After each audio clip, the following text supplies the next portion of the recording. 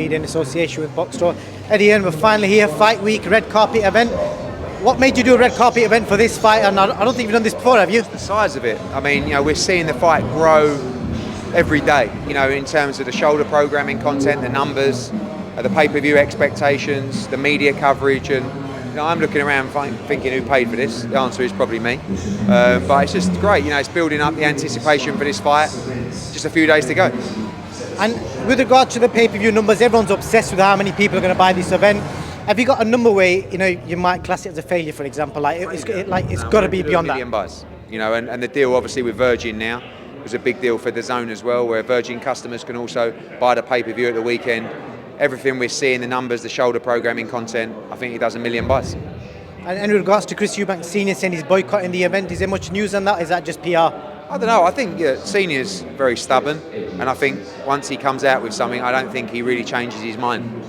So I expect him to run with that, to roll with it, and we'll see what happens.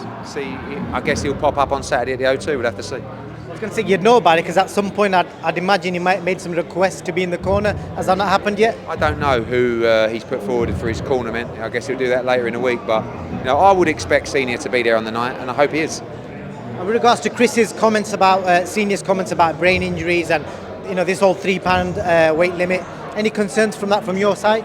No, I mean that's the job of Eubank's team. The British Boxing Board of Control have a tremendous organisation that will be weighing him, and they're comfortable with that.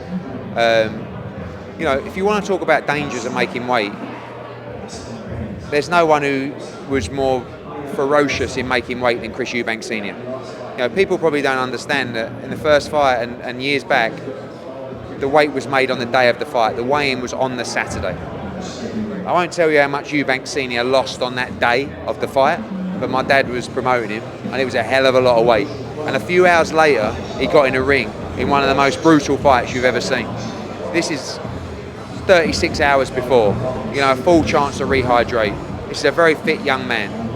I see the danger in this fight for Conor Benn in terms of the weight difference, not for Chris Eubank Jr. It's going to be tough for him to come down to 157. It's going to be very tough for Conor Benn to move from 147 to 57. So we needed to get the deal right in that respect.